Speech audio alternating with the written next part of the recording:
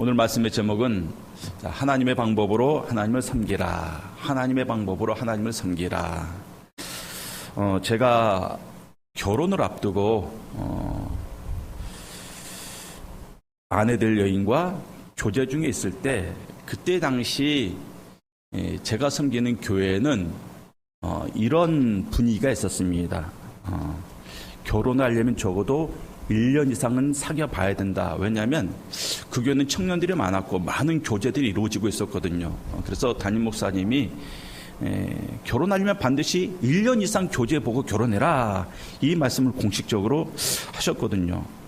제가 제 아내와 한 10개월 사귀고 결혼했습니다. 그때 제 아내가 계속해서 목사님이 1년 이상 사귀어보라 그랬는데 왜 서두르느냐 그래가지고 제 애를 태운 적이 있었는데 왜 목사님께서 그때 1년 이상을 사귀어보고 결혼하려라 말씀하셨냐면 이 젊은이들이 막 서로를 향한 뜨거운 열정 가운데 사로잡혀 있지 않습니까? 근데 그 뜨거운 열정을 자기의 진심이다, 나의 사랑이다 이렇게 착각을 하더라는 것입니다.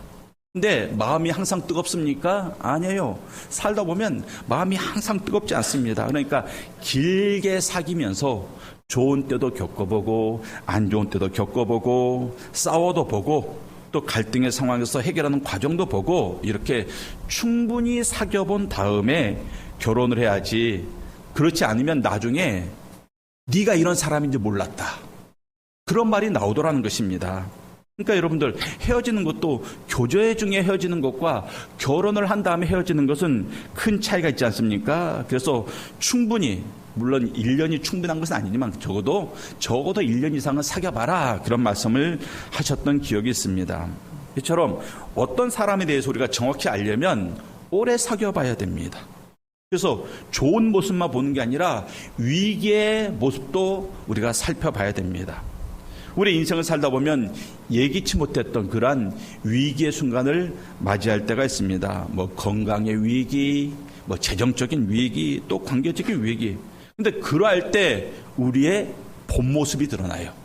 숨겨져 있었던, 꽁꽁 감추고 있었던 우리의 쓴뿌리가 드러나더라는 것입니다. 그렇기 때문에 두루두루 살펴봐야 됩니다. 자, 오늘 본문은 이 다윗이 압살롬의 반역으로 이제 왕궁을 떠나서 지금 도피하는 그 과정 가운데 있는 내용입니다. 위기의 순간이죠. 이 위기의 순간에 이 다윗의 행하는 모습이 굉장히 놀라운 신앙인의 모습을 보여주고 있습니다. 그래서 우리가 그 모습을 살펴보면서 또한 우리가 그 믿음을 본받기를 바랍니다. 24절 말씀을 다 같이 읽겠습니다. 보라, 사독과 그와 함께한 모든 레위 사람도 하나님의 언약궤를 메어다가 하나님의 궤를 내려놓고 아비아달도 올라와서 모든 백성이 성에서 나오기를 기다리도다. 자, 다윗이 예루살렘 성을 떠날 때 누가 함께 했습니까? 제사장들과 레위인들이 언약궤를 메고 나왔습니다. 자, 언약궤는 하나님이 임재의 상징이죠. 그래서 제사장들이 언약궤를 메고 다윗에게 왔다. 이 말은 적어도 제사장들은 누구를 지지한다? 다윗을 지지한다 그거예요. 반역을 일으킨 압살롬을 지지하는 게 아니라 백성들의 마음이 다 압살롬에게 향해 있는데 우리 제사장들은 다윗을 지지한다. 이것을 의미하고 있습니다. 그래서 언약궤를 메고 나옴으로 말미암아 이 언약궤가 다윗에게 있음을 백성에게 알려서 이 전쟁의 상황을 다윗에게 유리하게 하려는 그런 의도가 있었습니다. 근데 중요한 것은 여기서 중괄점은 제사장들이 언약궤를 내려놓았다. 그리고 24절 마지막 부분을 보면 모든 백성이 성에서 나오기를 기다리도다 그랬습니다. 언약궤를 맨 제사장들이 언약궤를 일단 내려놨어요. 내려놓고 성에서 백성들이 나오기를 기다리고 있습니다. 부지런히 가야 되는 상황에서도 왜 백성들을 기다리고 있는가? 그것은 하나님의 언약궤는 백성들을 떠나서는 안 되기 때문에 그래요. 하나님의 언약궤는 백성들을 떠날 수 없기 때문에 그렇습니다. 그래서 이스라엘 백성들이 광야 생활할 때도 하나님의 언약궤가 있었던 그 성소는 어디에 있었습니까? 바로 백성들의 진 한가운데 있었습니다. 우리 사진을 한번 보겠습니다. 사진을. 자, 여러분들 저 사진을 보면 한가운데 성막이 있는 겁니다. 저 성막에 하나님의 언약궤, 법궤가 있는 거예요. 그래서 오른쪽에는 유다 지파, 이사갈 지파, 스불론 지파, 왼쪽에는 베냐민, 므낫세, 에브라임 지파, 이렇게 해서 12지파가 저 언약궤를 중심으로 동서남북 진을 치고 있는 겁니다. 무엇을 의미합니까? 하나님의 언약궤는 항상 하나님의 백성들과 함께 있다. 하나님의 백성들의 한가운데 있다. 이것을 말해주고 있는 겁니다. 여러분들, 대부분의 교회를 보세요. 이때는 교회들이 어디에 있습니까? 도심지에 있습니다. 주택가 안에 있습니다. 근데 절은 어디에 있습니까? 산속에 있습니다. 왜 그런가? 이 절은, 불교는 개인의 수양을 중요시해요. 그래서 개인의 수양이 중요하기 때문에 사람들과 멀찍이 떨어져 있어야 됩니다. 속세를 떠나 있어야 됩니다. 근데 교회는 무엇을 중요시합니까?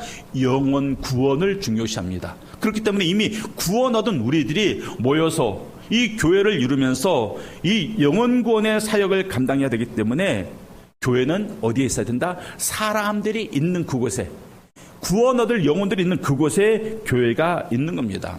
그래서 일찍이 이 기독교 신앙을 바탕으로 세워진 국가들, 유럽 국가들을 보면요, 모든 도심지 한가운데 광장이 있어요. 넓은 광장이 있고 거기에 교회가 있습니다.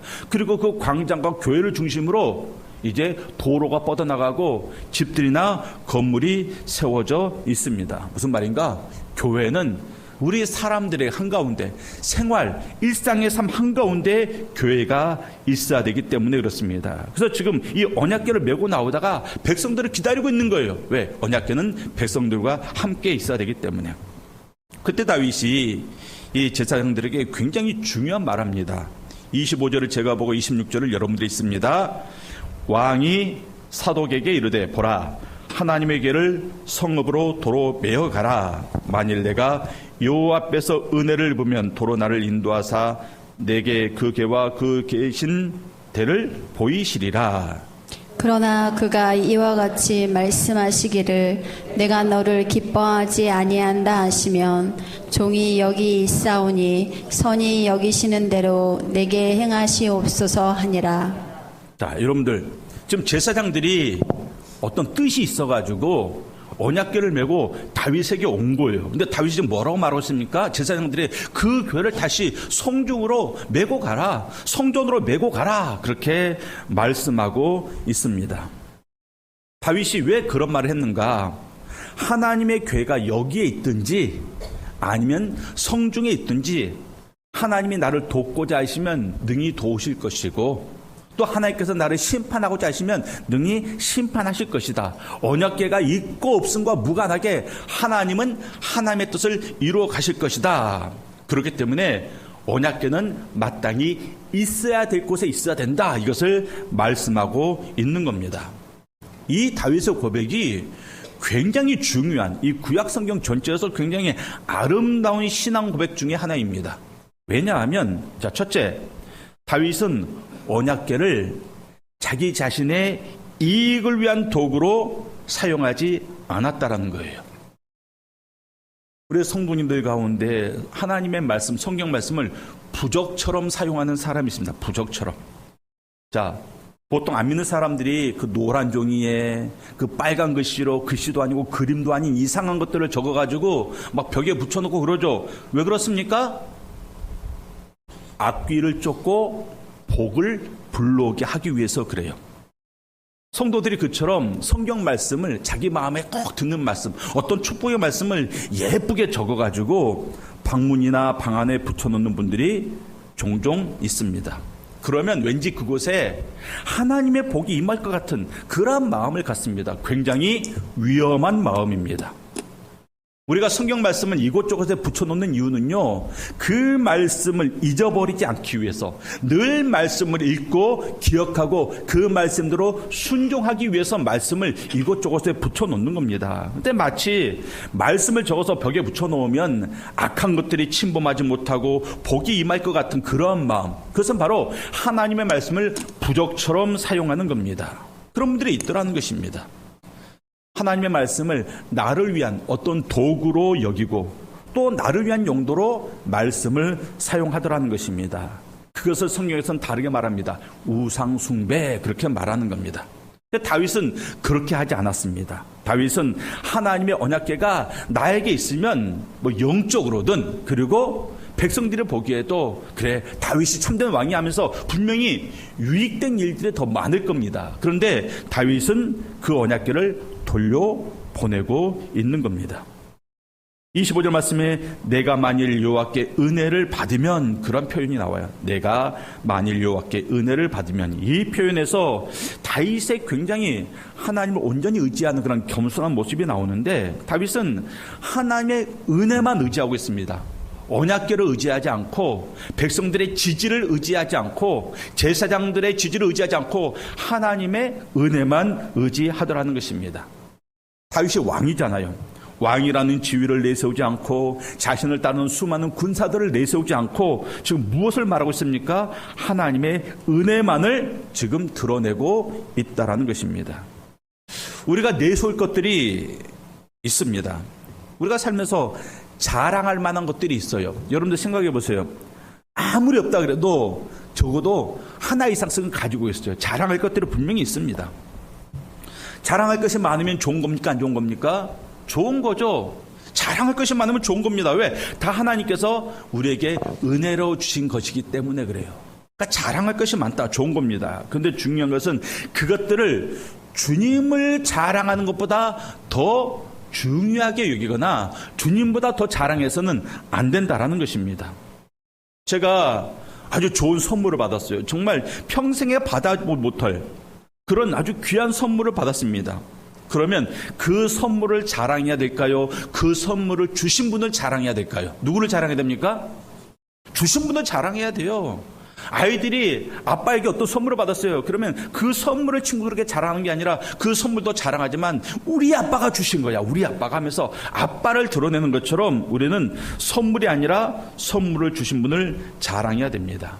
마찬가지로 언약궤가 중요한데 언약궤를 드러내고 언약궤를 의지하는 게 아니라 그 언약궤의 주인 대신 하나님만을 드러내고 하나님만을 자랑하는 것, 이것이 바로 중요합니다. 그래서 지금 다윗은 하나님의 은혜를 받으면 하나님에서 하나님의 은혜를 강조하고 있는 겁니다. 사무엘상을 보면 이스라엘이 블레셋과 전쟁하는 가운데 질 것 같으니까 언약궤를 한번 메고 나온 적이 있습니다. 하나님의 언약궤를 전쟁터로 가지고 나온 적이 있습니다. 자, 전쟁터에 하나님의 언약궤가 있습니다. 그러면 그 전쟁을 이스라엘이 이겨야 되는데 이겼을까요? 졌을까요? 졌어요. 그리고 그 언약궤를 적군에게 빼앗기고 말았습니다. 그러니까 하나님이 떠난 언약궤는 아무런 의미가 없는 겁니다. 하나님이 없는 언약궤는 그냥 괴짝이에요. 괴짝. 그것을 알고 있기에 다윗은 언약궤를 의지하지 않고 바로 하나님의 은혜를 의지하고 있는 겁니다. 그러면서 26절에 굉장히 중요한 고백을 하죠. 마지막 부분에 선히 여기시는 대로 내게 행하시옵소서. 자, 26절 마지막 부분에 선히 여기시는 대로, 누가? 하나님이 선히 여기시는 대로 내게 행하시옵소서. 자, 내게 행하시옵소서. 이 말 속에는 무슨 뜻이 담겨 있습니까? 하나님께서 내게 행하시는 대로 내가 뭐 하겠습니다? 순종하겠습니다. 하나님이 선히 여기신 대로 내게 행하시옵소서. 나는 그대로 순종하겠습니다. 내가 그대로 따르겠습니다. 완전한 순종의 의미를 지금 이 말 속에 담고 있는 겁니다. 자, 지금의 상황이 어떤 상황이라고요? 반란이 일어났습니다. 쫓기고 있습니다.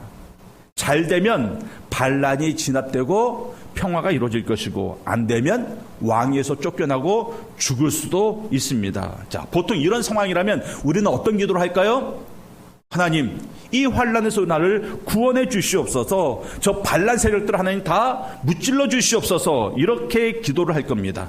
그럼 이 기도의 중심이 누구예요? 나죠. 이 기도의 중심은 납니다. 근데 다윗은 이 상황에서 나를 구원해 주세요, 이런 기도를 안 하고 하나님께서 행하시는 대로 내가 따르겠습니다, 이런 기도를 드리고 있습니다. 이 고백의 중심은 누굽니까? 내가 아니라 하나님이라는 것이에요. 그러니까 만약에 하나님이 나를 죽이고자 하시면 내가 기꺼이 죽겠습니다, 그런 뜻도 이 말 가운데 포함이 되어 있는 겁니다. 이게 바로 믿음이에요. 에스더가 그랬죠. 죽으면 죽으리이다. 하나님께서 나를 죽게 하시면 내가 기꺼이 죽겠습니다. 에스더는 이런 고백을 했고 사도 바울도 보면 그런 고백은 하지 않았지만 그 삶 자체가 그렇게 살고 있지 않습니까? 예수님도 그랬고 모든 사도들이 그렇게 살았습니다. 하나님의 뜻이 어디에 있든지 하나님께서 행하시는 대로 내가 순종하겠습니다. 2차 세계대전 중에 독일에 굉장히 유명한 신학자가 있었습니다. 이 본회퍼라는 신학자가 있었었는데 이 목사님이 계신데 나치 세력에 맞선 사람입니다.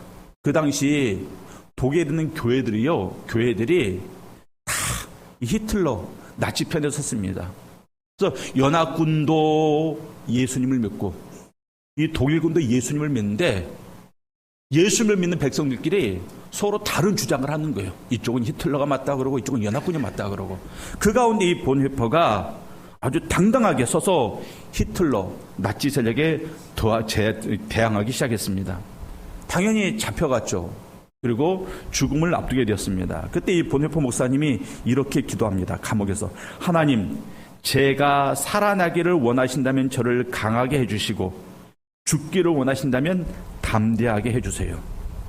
자, 지금 현재의 상황과 또 내가 원하는 상황, 그 모든 것의 중심이 내가 아니라는 거죠. 하나님의 뜻이라는 겁니다. 하나님의 뜻. 내가 살든지 죽든지 하나님의 뜻인데 하나님의 뜻 앞에서 내가 강하든지 담대하든지 내가 그 뜻대로 행하겠습니다. 이것을 고백합니다. 그러니까 우리의 삶의 중심에 하나님의 뜻만이 서는 것, 이것이 바로 성도의 믿음의 삶의 모습입니다. 그러면서 이제 다윗이 27절에 제사장들에게 명령을 하죠. 왕이 또 제사장 사독에게 이르되 내가 성견자가 아니냐? 너는 너희의 두 아들 곧 내 아들 아히마아스와 아비아달의 아들 요나단을 데리고 평안히 성읍으로 돌아가라. 자, 내가 성견자가 아니냐? 성견자. 성견자라는 말은 성경에 많이 등장하는 단어가 아니에요. 우리에게 익숙한 단어는 선지자입니다. 근데 이 성견자란 말이 왜 나왔는가? 사무엘상 9장 9절 말씀을 한번 보겠습니다. 사무엘상 9장 9절 말씀. 자, 우리 성도님도 한번 읽겠습니다. 자, 시작. 옛적 이스라엘의 사람이 하나님께 가서 물으려 하면 말하기를 선견자에게로 가자 하였으니 지금 선지자라 하는 자를 옛적에는 선견자라 일컬었더라. 자, 선견자는 뭐라고요? 선지자의 옛말이에요. 선지자의 옛말. 선지자의 역할은 무엇입니까? 하나님의 뜻을 먼저 받아 알아서 백성들에게 말씀을 선포하는 그 기능에 있습니다. 근데 이 선견자라는 것은 이 단어가 틀리면 그 의미가 약간 달라요. 무엇입니까? 이 보다, 감찰하다, 그러한 말에서 나온 단어입니다. 그러니까 관찰자를 말하는 거예요. 무엇을 관찰합니까? 하나님의 뜻을 정확하게 관찰하는 사람, 이것을 성견자 이렇게 말하는 겁니다. 그러니까 다윗이 지금 제사장에게 너는 성견자다 이렇게 말하는 이유는 당시 제사장은 예배를 드리고 제사를 드리는 일만 했던 것이 아니라 우림과 둠밈을 통해서 하나님의 뜻이 어디에 있는지 미리 알고 관찰해서 그래서 백성들에게 하나님의 뜻을 알리고 하나님의 뜻대로 살게 하는 그러한 역할을 제사장이 했다라는 겁니다. 그래서 지금 다윗 왕이 제사장도 너는 성견자라. 이 말은 너는 성견자로서의 역할을 감당해라. 하나님의 뜻을 관찰하고 그리고 나에게 그 하나님의 뜻이 어디에 있는지 알려달라. 이것을 지금 말하고 있는 겁니다. 다윗은 제사장이 하나님의 일을 맡은 사람들이 이 혼란한 상황 속에서 같이 휩싸여서 흔들리지 말고 세상의 삶의 상황이 어떠하든지 전쟁이든지 기근이든지 지진이든지 폭우가 왔든지 너희들은 흔들리지 말고 성전에 남아서 하나님의 뜻을 살피고 또 압살롬의 동태를 살펴서 내가 어떻게 행해야 될지 나에게 알려달라. 그것을 일깨워주고 있습니다. 생각을 해보세요. 제사장들이 같이 따라다니면 아무래도 좀 더 유익이 되지 않겠습니까? 그런데 다윗은 제사장들을 있어야 할 곳으로 돌려보냅니다. 너는 내가 있어야 될 곳으로 가라. 거기서 네가 할 일을 하라. 이것을 말씀하고 있습니다. 네가 있어야 될 곳에서 하는 것, 네가 내 일을 하는 것, 그것이 바로 나 다윗을 돕는 것이고 하나님을 돕는 것이다. 그렇게 말씀하고 있는 겁니다. 제가 어제 금요기도회 때, 금요기도회 때 이런 기도를 했습니다. 하나님, 모든 직분자들이 자기의 직분을 잘 감당케 하여 주시옵소서. 자기의 직분만 잘 감당하면 돼요. 목사는 목사의 직을 잘 감당하고, 장로는 장로의 직을 잘 감당하고, 또 교사는 교사의 직을 잘 감당하고, 자기의 직분만 감당하면 돼요. 목사가 목사 일도 하고 장로 일도 하고 권사 일도 하고 그럴 필요 없습니다. 또 장로가 장로 일도 하고 권사 일도 하고 그럴 필요 없습니다. 그냥 각자의 일만 잘하면 되는 겁니다. 우리가 주의 일을 한다고 합니다. 어떻게 합니까? 각자의 위치에서 자기의 사명을 감당하는 것, 그게 바로 주의 일을 하는 거예요. 아내에게는 아내의 일이 있죠. 남편에게는 남편의 일이 있습니다. 엄마에게는 엄마의 일이 있고 아빠에게는 아빠의 일이 있습니다. 목사에게는 목사의 일이 있고 장로에게는 장로의 일이 있고 권사에게는 권사의 일이 있습니다. 또 하늘의 해를 보면 하늘의 해는 해의 역할이 있고 달은 달의 역할이 있습니다.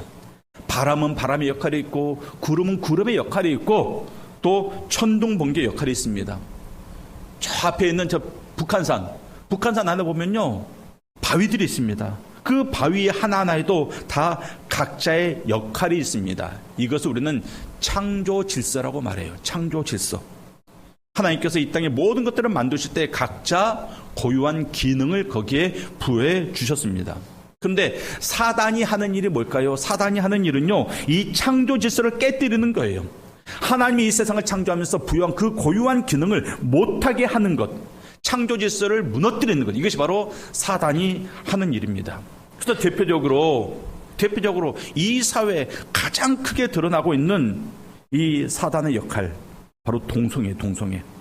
남자는 남자 역할을 하고 여자는 여자 역할을 해야 되는데 남자가 여자 역할을 하고 여자가 남자 역할을 하는 것, 이것은 아주 큰 죄가 되는 겁니다. 어떤 핑계를 대고 어떤 이유를 대고 어떤 원인을 댈지라도 그것은 죄악인 겁니다. 또 로마서 1장 26절 27절 말씀 보면 이러한 말씀이 있습니다. 말씀을 다 같이 한번 읽겠습니다. 자, 다 같이 봅니다. 이 때문에 하나님께서 그들을 부끄러운 욕심에 내버려 두셨으니 곧 그들의 여자들도 순리대로 쓸 것을 바꾸어 영리로 쓰며 그와 같이 남자들도 순리대로 여자 쓰기를 버리고 서로 향하여 음욕이 부릴 듯하며 남자가 남자와 더불어 부끄러운 일을 행하여 그들의 그릇 때문에 상당한 보응을 그들 자신이 받았느니라. 하나님께서 부여한 고유의 기능을 거부하고 하나님의 창조 질서를 어지럽히는 것입니다. 우리가 살면서 해가 해의 기능을 잃어버렸어요. 해가 빛을 비추지 않습니다. 그럼 난리가 날 거예요. 인류의 종말이 왔구나, 난리가 날 겁니다. 근데 여러분들, 남자와 여자가 고유한 기능을 감당하지 않는 것에 대해서는 굉장히 사람들이 그것을 관대하게 받아들입니다. 뭐 그럴 수도 있지, 뭐 성적 취향 아니냐, 아니라는 거예요. 죄라는 것입니다. 성경이 분명히 죄라고 말하고 있잖아요. 이것은 꼭 성적인 문제만을 말하는 게 아니라 어디서든 무슨 일이든 각자의 역할, 고유한 기능을 변질시키고 바꾸고 뒤집고 혼란케 하는 것, 그래서 자기의 고유한 기능을 못하게 하는 것, 이것이 바로 사단이 하는 일입니다. 그래서 사단은 이 시대에 교회가 교회답지 못하게 합니다. 목회자가 목회자답지 못하게 합니다. 성도가 성도답지 못하게 합니다. 그것이 바로 사단의 역사입니다. 그래서 사랑하는 성도님들, 하나님께서 여러분들에게 역할이 있어요. 여러분들만이 감당하는 고유한 역할이 있습니다. 그 역할은 이 혼란의 때, 이 고난의 때 우리가 더욱더 그 역할을 잘 감당해야 됩니다. 그것이 바로 믿음의 삶이고 그것이 바로 하나님의 일을 감당하는 것입니다. 또 28절 말씀을 봅니다. 너희에게서 내게 알리는 소식이 올 때까지 내가 광야 나루토에서 기다리리라 하니라. 자, 제사장들을 지금 성전으로 돌려보내요. 돌려보내면서 뭐라고 말합니까? 너희가 하나님의 뜻을 분별해서 나에게 알려줄 때까지 내가 여기서 기다릴 거야 말하고 있습니다. 광야 나루토. 자, 광야 나루토가 주는 의미가 있습니다. 이 광야 나루토에서는요, 예루살렘으로 돌아갈 수도 있고 또 여차하면 요단강을 건너서 강 건너편으로 도망을 갈 수도 있는 그런 지리적인 요충지입니다. 그러니까 다윗이 이곳에서 기다리면서 예루살렘부터 소식이 오기를 기다리겠다. 그것을 말하고 있습니다. 저 같으면 달라요. 저 같으면 일단 강을 먼저 건널 겁니다. 왜? 안전하게. 강을 일단 건너서 안전을 확보한 다음에 거기서 소식을 기다릴 것 같은데 다윗은 가나안 땅을 벗어나기 전에, 왜? 요단강을 건너면 가나안 땅을 벗어나는 것이기 때문에 내가 가나안 땅을 벗어나기 전에 먼저 하나님의 뜻을 내가 기다린다, 이렇게 말하고 있습니다. 하나님의 뜻이 먼저라는 거죠. 내 안전보다. 우리가 지난주에 이 벤메이르학에 대해서 나눴습니다. 벤메이르학. 다윗이 도망을 가다가 이 벤메이르학에 잠시 멈춰서 뭐 했습니까? 자기와 함께한 사람들 돌아봤습니다. 함께한 사람들. 아, 이 신하들이, 이 백성들이 나와 함께하고 있구나. 그들을 돌아보면서 그들을 이렇게 위하는, 그들을 굉장히 사랑의 마음으로 대하는 그런 모습을 우리에게 보여주지 않았습니까? 근데 또 오늘 또 이 광야 나루토에서 멈춰섰습니다. 이 벤메이르학과 광야 나루토의 공통점은 멈췄다라는 것이에요. 도망을 가다가 멈췄다라는 것입니다. 그리고 하나님의 뜻을 기다립니다. 하나님의 뜻이 명확해진 다음에 내가 여기서 돌아갈 것인지 강을 건널 것인지 결정하겠다, 이 말입니다. 마치 우리가 주일 예배를 드린 다음에 한 주간의 계획을 세우는 것과 같습니다. 우리가 예배를 드리고 기도하고 말씀을 받은 다음에 그러면 내가 한 주간의 삶을 이렇게 살아야 되겠다 계획하는 백성들이 있습니다. 그러면 이곳이 바로 광야 나루토가 되는 겁니다. 어떤 사람들은 이미 자기가 결정했어요. 이미 내가 결정하고 나서 이 예배 자리에 나오는 사람들이 있는데 먼저 예배를 드리고 그 다음에 하나님께 묻고 알고 결정하겠다라는 것입니다. 그러니까 이것이 바로 광야 나루토입니다. 하나님의 뜻을 기다리는 이 예배 시간이 광야 나루토입니다. 그러니까 여러분들은 여기서 하나님의 뜻을 명확히 받고 그 다음에 내가 이 나루토에서 돌아갈 건지, 나루토에서 배를 탈 건지, 배를 탈 건데 유람선을 탈 건지, 군함을 탈 건지, 나룻배를 탈 건지, 그것을 우리가 결정해야 된다는 것입니다. 다윗이 지금 하나님의 뜻을 기다리는 이 광야 나루토, 여러분들에게 있어서 이 광야 나루토가 있어야 됩니다. 이 주일, 이 예배 시간이 광야 나루토이고, 또 여러분의 일상의 삶 속에서 집에도 광야 나루토가 있고 직장에도 광야 나루토가 있는 그러한 삶을 살아야 돼요. 그래서 늘 하나님의 뜻을 우리가 분별하고 그 뜻에 맞춰서 우리의 삶을 살아야 되는 겁니다. 29절 말씀에 사독과 아비아달이 하나님의 교를 예루살렘으로 도로 메어다 놓고 거기 머물러 있으니라. 자, 하나님의 교회가 드디어 있어야 할 곳으로 돌아갔습니다. 하나님의 뜻이 아니라 사람의 뜻에 의해서 옮겨졌던 하나님의 언약궤가 다시금 제자리를 찾아간 것입니다. 하나님의 것은 하나님의 뜻에 의해서 움직여야 됩니다. 여러분들이 가지고 있는 하나님의 것이 있어요. 여러분들이 가지고 있지만 여러분의 것이 아니라 하나님의 것이 분명히 여러분들에게 있습니다. 그럼 그것을 우리가 사용할 때 내가 가지고 있다 그래서 내 마음대로 사용하는 게 아니라 내가 가지고 있지만 내 것이 아니라 하나님의 것이기 때문에 하나님의 뜻대로 사용을 해야 됩니다. 자, 그럼 한번 생각을 해보세요. 내가 가지고 있는, 여러분들이 가지고 있는 것 가운데 가장 중요한, 가장 가치 있는 하나님의 것이 뭔가? 뭘까요? 안 들렸어요, 군사님. 생명. 또 여러분들이 가지고 있어요. 내 것처럼 사용하고 있는데 봤더니 내게 아니라 하나님의 것입니다. 무엇입니까? 비슷한 말씀 하셨는데 나 자신. 여러분들 내가 내 것입니까? 아니죠. 나는 누구의 것입니까? 하나님의 것입니다. 그게 중요한 거죠. 그런데 내 삶을 내가 결정해요. 내 것인 양 내가 결정합니다. 얼마나 교만입니까? 내가 가지고 있으면 내 것이 아니라니까요. 하나님의 것입니다. 그러면 내 삶을 내가 결정할 게 아니라 하나님이 결정을 해야 됩니다. 그렇기 때문에 우리들은 어떤 삶을 살든지 꼭 하나님께 묻고 움직여야 돼요. 묻고 움직여야 됩니다. 그러면 내 삶이 제 자리를 찾아갑니다. 내 삶이 마땅히 있어야 될 곳에 있고 마땅히 해야 될 것을 하게 됩니다. 그것이 바로 신앙입니다. 우리 성도님들, 깨끗한 집이 있죠. 깨끗한 집. 깨끗한 집은 어떤 집을 말합니까? 어떤 목사님이 그랬습니다. 깨끗한 집은요, 쓰레기가 없는 집이 깨끗한 집이 아니라 쓰레기가 있지만 쓰레기가 쓰레기통에 있는 집이 깨끗한 집이다. 세상에 쓰레기 없는 집이 어디 있습니까? 어느 집이든 쓰레기는 다 있어요. 그런데 그 쓰레기가 널려 있는 게 아니라 쓰레기가 거실에도 있고 안방에도 있는 게 아니라 쓰레기는 쓰레기통에 있는 집, 이 집이 깨끗한 집이다. 그렇게 말씀하시더라는 것입니다. 이게 맞습니다. 쓰레기가 아니라 보물이라도 이곳저곳에 널려 있으면요, 지저분한 거예요. 더러운 겁니다. 깨끗하지 않습니다. 그러니까 모든 것이 제자리에 있을 때 비로소 깨끗한 집이 되는 거예요. 쓰레기는 쓰레기통에 있고 빨래는 빨래통에 있고. 여담이지만 제가 알고 있는 어떤 목사님 가정이 있는데 그 사모님이 이렇게 얘기하면서 그 사모님들끼리 얘기하다가 불평으로 말한 거예요. 아, 우리 목사님은 그렇게 양말을 벗어가지고 식탁에 올려놓는다고. 그래서 그러지 말라 그랬대요. 그러지 말라고. 그랬더니 더 하더래요. 그러니까 그 말을 우스갯소리를 한 거겠죠. 그러면서 이렇게 대화를 나눈 적이 있었습니다. 그러니까 여러분들, 빨래는 빨래통에 있어야 되는 거예요. 음식물은 냉장고에 있어야 되는 거죠. 먹은 그릇은 설거지통에 있어야 됩니다. 그러할 때 집이 깨끗한 겁니다. 그럴 때 집이 깨끗한 거예요. 모든 것이 제자리에 있을 때 깨끗한 집이 됩니다. 마찬가지예요. 우리 삶에도 여러 가지 것들이 있습니다. 많은 것들이 있습니다. 그것들이 어디에 있어야 됩니까? 제자리에 있어야 돼요. 제자리. 널려 있으면 안 됩니다. 우리 삶 가운데 쓰레기가 있습니다. 쓰레기 없는 인생이 어디 있겠습니까? 다 쓰레기가 있어요, 인생에. 그 쓰레기가 쓰레기통에 있으면 그 인생은 깨끗한 인생이 되는 겁니다. 쓰레기를 없앨 수는 없어요. 살다 보면 얼마나 쓰레기가 많이 나옵니까? 쓰레기가 없는 집은 없습니다. 다 제자리에 있다는 것이에요.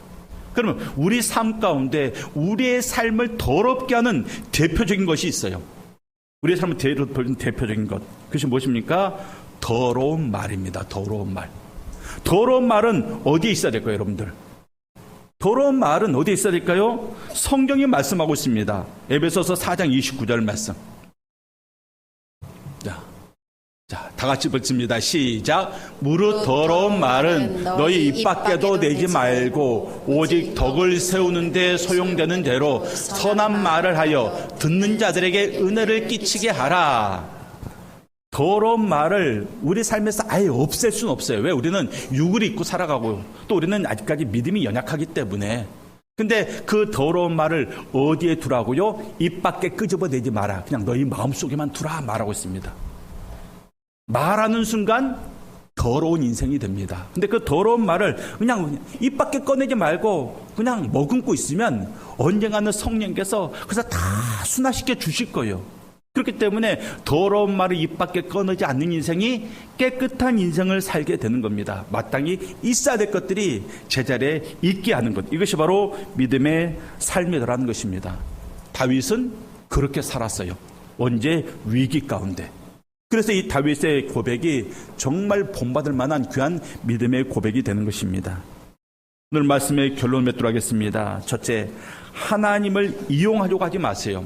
하나님은 우리의 이용의 대상이 아니라 하나님은 경배의 대상입니다. 내 뜻대로 내 방법으로 하나님을 경배하지 말고 하나님의 방법대로 하나님을 섬길 수 있기를 바랍니다. 그리고 내가 가지고 있는 것을 의지하지 말고 오직 하나님의 은혜만을 의지할 수 있기를 바랍니다. 그리고 세 번째, 하나님께서 이끄시는 대로 내가 그대로 따르겠습니다. 내가 죽으면 죽으리다. 이런 고백이 우리에게 있기를 바랍니다. 그러면 우리가 어떤 삶의 상황 가운데 살고 있든지 원망할 것이 없습니다. 주님께서 선히 여기신 대로 내게 행하시옵소서. 그래서 우리의 믿음이 형통할 때가 아니라 공고할 때, 위기의 때 더욱더 우리의 믿음의 빛을 발하는 그런 복된 성도님들 다 되시기를 주님의 이름으로 축원합니다. 기도하겠습니다. 하나님 아버지, 은혜를 감사합니다. 다윗은 위기에